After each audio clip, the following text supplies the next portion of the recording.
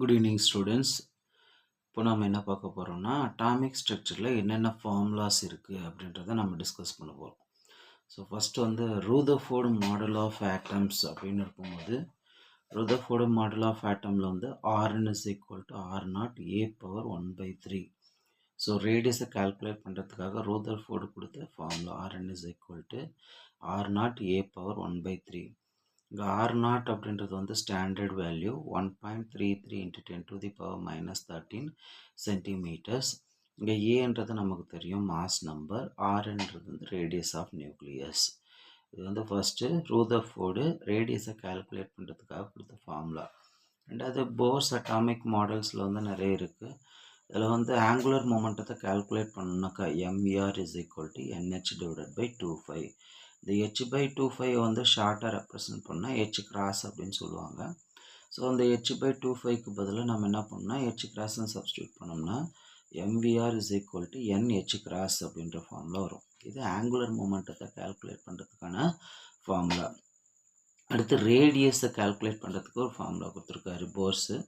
0.529 into n²/z Armstrong. So 1 ஆம்ஸ்ட்ராங்னா எவ்வளோன்னு தெரியும், 10 to the power minus 10 meters. இங்கே என்னன்றது வந்து பிரின்சிபல் குவாண்டம் நம்பர், இசட்ன்றது வந்து atomic numbers. So n is the principal quantum number, z atomic quantum numbers.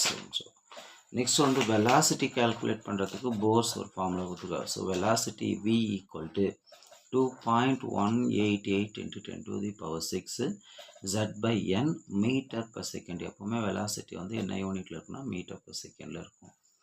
Energy calculate பண்ணுறதுக்கான formula வந்து ஒரு 3 formulas இருக்குது. அதில் first formula, so based on the unit formula வந்து சேஞ்ச் ஆகும். ஸோ ஃபஸ்ட்டு வந்து பார்த்தீங்கன்னா En is equal to -1312.8 z²/n², இங்கே into kilojoule per mole. Second formula En is equal to -13.6 z²/n² electron volt per atom. Third one formula En is equal to -2.178 into 10 to the power minus 18 joule per atom. So எல்லாத்துலேயுமே வந்து பார்த்தீங்கன்னா எனர்ஜின்னு வந்தோம்னா z²/n² காமனாக வரும். வெலாசிட்டின்னு வந்தால் z/n, radius அப்படின்னு வரும்போது n²/z. So n represent the principal quantum number. So n² divided by z. So இதை கொஞ்சம் ஞாபகம் வச்சுங்க. இது வந்து எல்லா இடத்துலையும் கன்ஃபியூஷன் ஆகும். ரேடியஸ்க்கு n²/z வருமா, இல்லை எனர்ஜிக்கு என்ன வரும், ஸோ நியூமரேட்டரில் z வருமா n வருமான்ற கன்ஃபியூஷன் வரும். ஸோ எனர்ஜி அப்படின்னா z²/n², வெலாசிட்டி அப்படின்னா z/n, ரேடியஸ் அப்படின்னு பார்த்தீங்கன்னா n²/z. நெக்ஸ்ட் வந்து பார்த்தீங்கன்னா டி பிராக்லி ஈக்குவேஷன். ஸோ இவரும் டுவெல் நேச்சர் அப்படின்ற ஒரு கான்செப்ட் இன்ட்ரடியூஸ் பண்ணுறாரு. ஸோ எல்லா மைக்ரோஸ்கோபிக் பார்ட்டிகளும் 2 நேச்சர்ஸ் இருக்கும். ஒன்று வந்து பார்ட்டிக்கல் நேச்சர், வேவ் நேச்சர் அப்படின்னு சொல்லிட்டு டெரைவ் பண்ணியிருக்காரு. நம்ம டெரைவேஷன்லாம் பார்க்கல, ஃபைனல் ஃபார்முலாஸ் மட்டும்தான் பார்க்க போகிறோம். அது என்ன ஃபார்முலானா λ = h/mv. ஸோ mv அப்படின்றது வந்து பார்த்தீங்கன்னா மொமெண்டம்னு எழுதலாம். So momentum = mass into velocity. So அப்போது இந்த mvக்கு பதிலாக h/p அப்படின்னு எழுதலாம். mvக்கு பதிலாக pன்ற சப்ஸ்டியூட் பண்ணலாம். ஸோ இது அடுத்த ஒரு டெரிவேஷன்லேருந்து நம்ம எழுதும்போது λ = h/√2m into கைனட்டிக் எனர்ஜி அப்படின்றது எழுதுகிறோம். ஸோ இது நம்ம சம்ஸை போக்கணும் பார்ப்போம். இது இப்போதைக்கு இந்த ஃபார்முலா மட்டும் ஞாபகம் வச்சுங்க. நாலாவது வந்து பார்த்தீங்கன்னா குவாண்டம் நம்பர்ஸ் அப்படின்னு இருக்கும். There are 4 types of quantum numbers. So ஒரு ஆர்பிட்டாலில் ஒரு ஆட்டமில் எலக்ட்ரான்ஸ் வந்து எங்கே ப்ரெசென்ட் ஆகிருக்கு அப்படின்றத எக்ஸ்பிளைன் பண்ணுறதுக்காக இந்த குவாண்டம் நம்பர்ஸ் வந்து யூஸ் ஆகுது.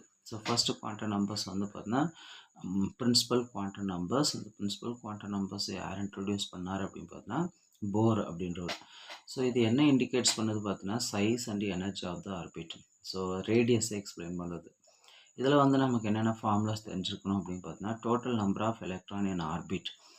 எலக்ட்ரானுடைய ஒரு ஆர்பிட்டில் எவ்வளோ எலக்ட்ரான்ஸ் இருக்குது அப்படின்றத கால்குலேட் பண்ணுறதுக்காக 2n² அப்படின்ற ஃபார்முலாவை கொடுத்துருக்காங்க. அடுத்து பார்த்தீங்கன்னா டோட்டல் நம்பர் ஆஃப் ஆர்பிட்டால்ஸ். எலக்ட்ரான்னா 2n², ஆர்பிட்டால் கால்குலேட் பண்ணால் n².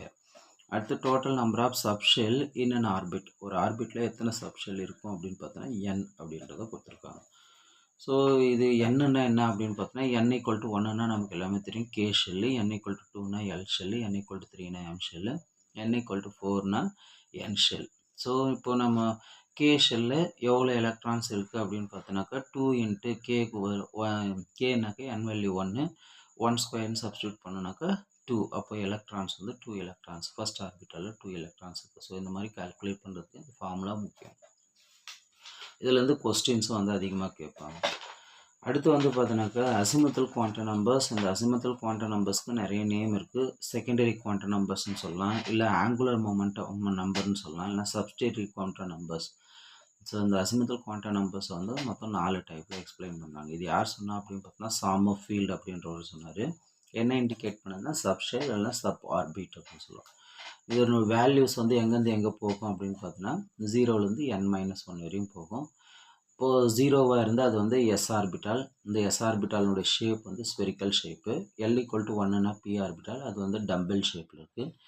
L = 2னா டி, டபுள் டம்பிள் சொல்லலாம், இல்லைனா ஃப்ளவர் லீஃப் அப்படின்னு சொல்லலாம். இன்னும் அந்த ஷேப்பில் போகும்போது நமக்கு சொல்லலாம் நிறைய இது இருக்குது.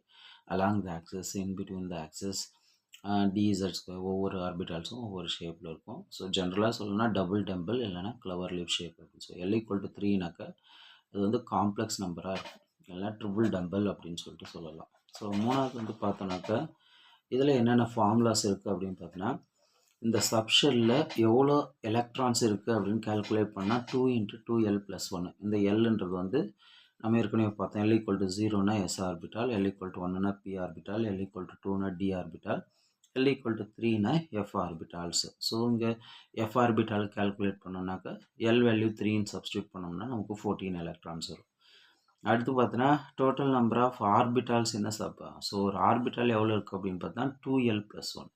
எலக்ட்ரான் போது 2ஆல் மல்டிப்ளை பண்ணுறோம். இந்த 2 எடுத்துட்டோம்னா ஆர்பிட்டால்ஸ் நமக்கு கிடைக்கும். நெக்ஸ்ட் வந்து ஆர்பிட்டால் ஆங்குலர் மொமெண்டம். இது வந்து ரொம்ப ரொம்ப இம்பார்ட்டண்ட்டு. இங்கே எல் வேல்யூ வந்து நம்ம எஸ்ன்னு சப்ஸ்டியூட் பண்ணோம்னா s × s + 1. எஸ் வேல்யூ எஸ்னாக்கா 0, எல் வேல்யூ 0. அப்போ 0 0 + 1 1. அப்போது 1 × 0 0, h/25. அப்போ வந்து பார்த்தோன்னா எஸ் ஆர்பிட்டாலுக்கு 0 ஆர்பிட்டல் ஆங்குலர் மொமெண்டம் அப்படின்றத கால்குலேட் பண்ணலாம். இதுவே பி ஆர்பிட்டால் கால்குலேட் பண்ணுறீங்க அப்படின்னு பார்த்தீங்கன்னாக்கா பிக்கு வந்து என்ன வரும், எல் வேல்யூ 1. ஸோ √1 × 1 + 1 h/2π அப்படின்னு எழுதலாம். 1 + 1 2. இதை வந்து நம்ம என்ன எழுதலாம், √2 h/2π அப்படின்றத நம்ம எழுதலாம். ஸோ இது போல் ஒவ்வொரு ஆர்பிட்டாலுக்கும் இது வந்து பார்த்தீங்கன்னா பி ஆர்பிட்டால்ஸ்க்கு. டி ஆர்பிட்டால்னா எல் வேல்யூ 2ன்னு சப்ஸ்டியூட் பண்ணி நாம் என்ன கால்குலேட் பண்ணலாம்னா ஆர்பிட்டல் ஆங்குலர் மொமெண்டத்தை வந்து கால்குலேட் பண்ணலாம்.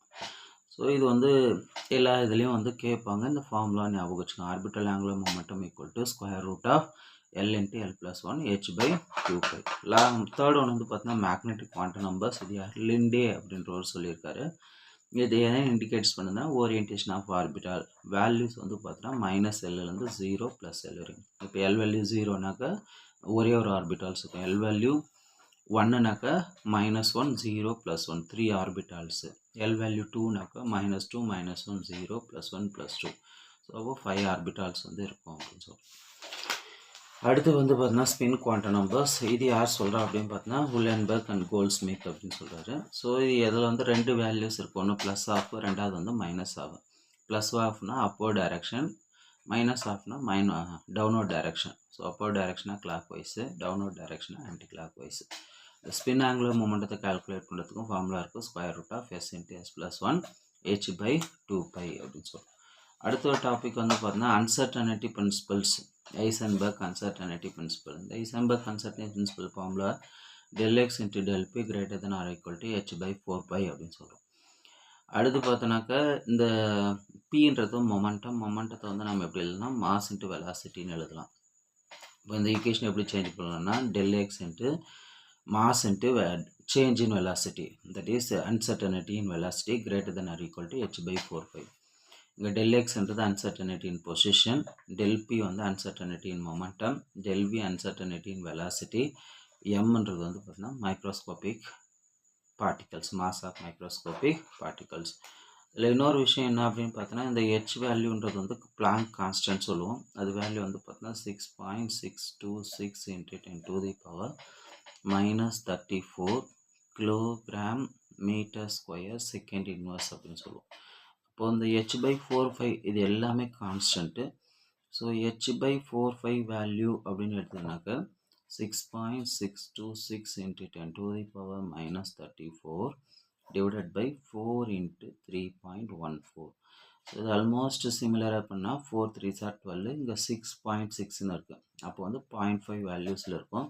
ஸோ எக்ஸாக்ட் வேல்யூ வந்து பார்த்தோன்னாக்கா 0.528 into 10 to the power minus 34 வரும். ஸோ இதை நம்ம ரீஅரேஞ்ச் பண்ணி எழுதணும் அப்படின்னு பார்த்தோன்னாக்கா 5.28 into 10 to the power minus 35 kilogram metre square second inverse. So இது வந்து நம்ம h/45ன்றது ஃபார்முலா தான், கான்ஸ்டன்ட்டு. இந்த கான்ஸ்டன்ட்டை நம்ம சப்ஸ்டியூட் பண்ணும்போது ஒவ்வொரு time h value 45h substitute பண்ணணும்னு அவசியம் இல்லை. h/45 value 5.28 into 10 to the power minus 35 kilogram metre square second இன்வர்ஸ்னு தெரிஞ்சால் நம்ம டைரெக்டாக சப்ஸ்டியூட் பண்ணிடலாம். Okay, thank you. Share and subscribe.